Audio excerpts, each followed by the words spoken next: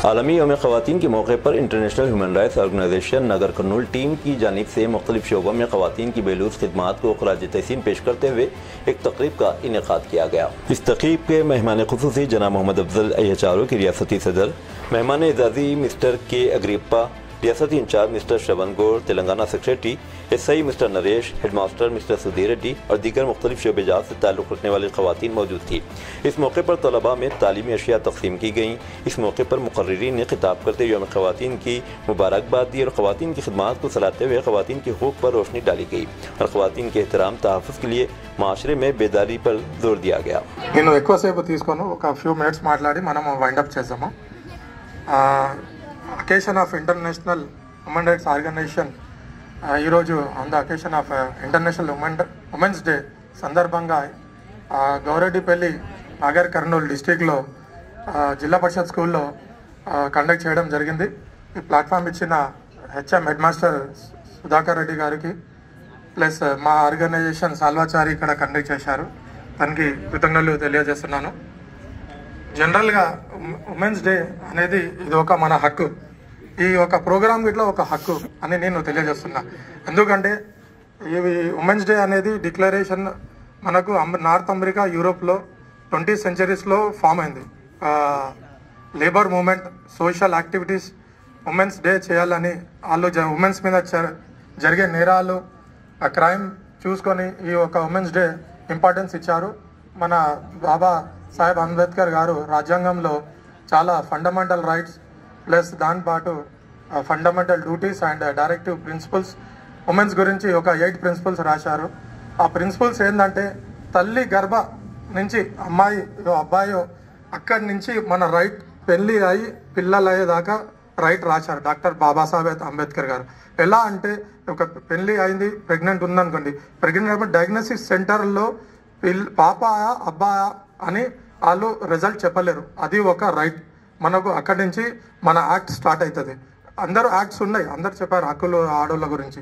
ఇప్పుడు ఏంటంటే ఎలా వాడాలి, ప్రెగ్నెన్సీలోన డయాగ్నోసిస్ చేస్తే అమ్మాయి ఉంటే ఏం చేస్తారు కొంతమంది, అమ్మాయి నేను ఎక్కడ చదవగలుగుతా వద్దని చంపేస్తున్నారు. అక్కడ ఒక రైట్ ఉంది. ఇంకోటి, ఈ దేశంలో అందరికీ బతకడానికి రైట్స్ ఉన్నాయి. జెంట్స్కి ఎట్లా ఉందో లేడీస్కి ఇట్లా ఈక్వల్ జెండర్ రైట్స్ ఉన్నాయి. నెక్స్ట్ దాని తర్వాత స్త్రీలకు ఇట్లా రైట్ టు ఎడ్యుకేషన్ ఉంది.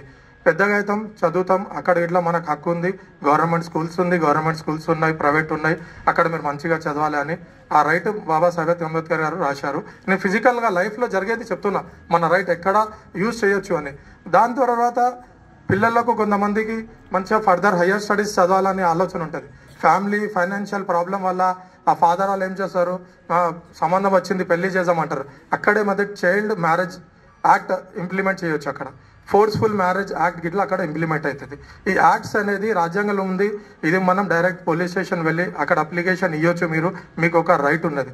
పెళ్ళి అయిన తర్వాత మన డౌరీ కేసు ఉంటుంది. డౌరీ మళ్ళీ హస్బెండ్ సతాయించడము, దాని మీద గిట్లా మీకు ఒక యాక్ట్ ఉన్నది.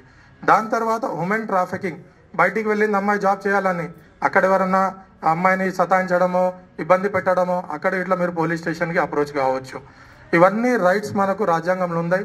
ఈ రైట్స్ ఎందుకు చెప్తున్నానంటే ఎక్కడ వాడాలని మీకు డౌట్ ఉంటుంది, అందుకని మీకు డీప్గా ఎక్స్ప్లెయిన్ చేశాను. తెలంగాణ గవర్నమెంట్ ఇట్లా మనకు ఉమెన్ వింగ్ ఉంది, దానిపాటు షీ టీమ్ ఉన్నది. ఇంకో కొత్త నెంబర్ ఇచ్చారు, మీరు ఎక్కడ వెళ్తున్నారు వాట్సాప్ చేసి ట్రాకింగ్ వస్తుంది, అది ఇట్లున్నది. మ్యారేజ్ అయిన తర్వాత మీకు ఏదైనా ఇబ్బంది ఉంటే ఉమెన్స్ సెల్ ఉంది సపరేట్ కౌన్సిలింగ్, ఫ్యామిలీ కౌన్సిలింగ్ కోసం. ఈరోజు ఇంటర్నేషనల్ ఉమెన్స్ డే అనేది ఇది చాలా గొప్పది. స్త్రీలు లేకపోతే మనం లేము. ఎందుకంటే మన బ్యాక్ బోన్ స్త్రీలు అని నేను చెప్తాను. ఎందుకంటే ఒక దేశానికి ఫైనాన్స్ మినిస్టర్ నిర్మలా సీతారామన్, నేనేమంటా అంటే దేశానికి 2 ఫైనాన్స్ మినిస్టర్ ఉన్నారు. ఒకటి సీతా నిర్మలన్, ఇంటికి ఒక మన తల్లి. ఎందుకంటే ఒక ఇల్లు నడపాలంటే తల్లి చేతుల్లోనే ఉంటుంది. ఎంత ఖర్చు, వచ్చే ఇన్కమ్ ఎంత ఉంది, దాన్ని ఎలా మేనేజ్ చేయాలి. ఇంకోటి ఎంత బెస్ట్ అడ్మినిస్ట్రేటర్, బెస్ట్ ఫైనాన్షియర్ అనేది స్త్రీ అని నేను చెప్తాను. ఇల్లు ఎందుకంటే మనం బయటికి వెళ్ళిపోతాం సంపాదించాలని, మనం ఇంటిది పట్టించుకోం, కానీ ఇల్లు నడిపించేది స్త్రీ అని నేను అనుకుంటున్నాను.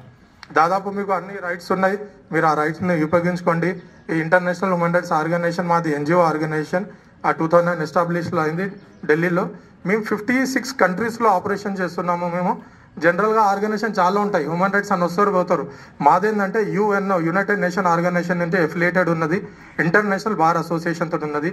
యుఎన్ఓ ఏంటంటే మీకు వరల్డ్ వార్లో పీస్ కమిటీ ఫామ్ చేశారు, ఆ యుఎన్ఓ అంటారు దాన్ని. మీకు ఏ ఇబ్బంది ఉన్నా 33 డిస్ట్రిక్ట్స్లో మేము ఆపరేషన్స్ ఉన్నాయి, మా టీం ఉంది, మీరు అప్రోచ్ కావచ్చు. పోలీస్ స్టేషన్ అంటే అందరికీ భయం అవుతుంది, అమ్మ పోలీసు వాళ్ళ, అమ్మ పోలీస్ స్టేషన్ వద్దురా బాబా అనుకుంటారు. కానీ పోలీస్ ఫుల్ ఫామ్లోనే ఉన్నది. పోలీస్ అంటే పబ్లిక్ ఆఫీసర్, పబ్లిక్ అంటే మనమే, జనాల కోసం ఆఫీసర్ వాళ్ళు. ఎప్పుడు లీగల్గా ఇన్వెస్టిగేషన్ చేస్తారు ఎప్పుడైనా క్రైమ్ జరిగినప్పుడు. కాబట్టి మీరు భయపడదు, ఏ ఇబ్బంది ఉన్నా కానీ మీరు పోలీస్ స్టేషన్ వెళ్ళండి, అప్రోచ్ కాండి, వాళ్ళు మీకు కౌన్సిలింగ్ ఇస్తారు, మీకు ఉన్న ప్రాబ్లంకి రిజాల్వ్ చేస్తారు. ఇంకో మా ఆర్గనైజేషన్ ఇట్లా ఇక్కడ డిస్టిక్లో ఉన్నది, మీరు ఏమైనా సమస్యలు ఉన్నా మీరు రీచ్ కావచ్చు. మేము లీగల్ వేగా మీకు వితౌట్ ఎనీ ఫీజు తీసుకోకుండా పని చేస్తాం, మీకు సహాయం చేస్తాం. నెక్స్ట్ ఏంటంటే ఈ పిల్లలు ఉన్నారు 10th క్లాస్, ఇప్పుడు నెక్స్ట్ ఎగ్జామ్స్ ఉన్నాయి. నేను చెప్పేది ఏంటంటే లైఫ్లో మనం ఎప్పుడు పాజిటివ్ ఉండాలి, ఎనర్జెటిక్ ఉండాలి, ఎప్పుడు మనలో కసి ఉండాలి, ఏదైనా చదవాలి, కొత్తది నేర్చుకోవాలి అని. ప్రతి ఒక్క మనిషికి సమస్యలు ఉంటాయి జీవితంలో, ఆ సమస్యలన్నీ చూడొద్దు. సమస్యలు అయిపోయిన దానికి మనం ఏం చేయలేం. ఫర్దర్ నేను ఏం చేయాలి లైఫ్లో, ఒక విజన్ పెట్టాలి, విజన్ పెట్టి పని చేయాలి. వస్తున్నామా పోతున్నామా అంటే లైఫ్ అట్లానే అయిపోతుందిరా బాబు. మీరు ఏం చేయాలంటే 10th క్లాస్లో టార్గెట్ పెట్టండి, ఫస్ట్ గ్రేడ్లో పాస్ కావాలని మీరు టార్గెట్ పెట్టుకోండి. మనకు ఇంట్లో తల్లి తండ్రి తర్వాత స్కూల్లో ప్రిన్సిపల్ కానివ్వండి, టీచర్స్ కానివ్వండి, మన తల్లిదండ్రులు. మీరు మంచి భవిష్యత్తు, మీరు బాగుపడాలని మీకు చెప్తారు. వాళ్ళు మీ ఎనిమీస్, మీ పగా పట్టొద్దు టీచర్ల మీద, సరేనా?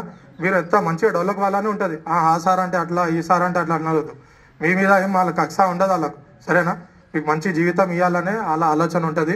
మీరు ఎక్కడ ఉన్నా పాజిటివ్గా, ధైర్యంగా లక్ష్యం పెట్టి ప్లాన్ చేయండి, మంచిగా చదవండి. నెక్స్ట్ ఏంటంటే 10th అయిపోయిన తర్వాత మీకు నెక్స్ట్ కెరియర్ డిసైడ్ చేసేది ఉండేది. Inter is the deciding factor for the career. Inter చాలా ఇంపార్టెంట్ అండి. ఎంపీసీ తీసుకుంటే ఇంజనీర్ అవుతారు, బైపీసీ తీసుకుంటే డాక్టర్ అవుతారు. కాబట్టి ఇక్కడ నుంచే 10th అనేది స్టాండర్డ్ అనేది బేస్మెంట్ బాగుంటే మనం బిల్డింగ్ చాలా కట్టవచ్చు. బేస్ బాగాలేదనుకోండి బిల్డింగ్ కట్టలేము. కాబట్టి this is the final stage. మంచిగా చదువుకోండి, పాజిటివ్ ఉండండి, అమ్మ నాన్నకు రెస్పెక్ట్ ఇవ్వండి, టీచర్లకు రెస్పెక్ట్ ఇవ్వండి. All the best. ఈ అవకాశం ఇచ్చినందుకు అందరికీ ధన్యవాదాలు. Thank you.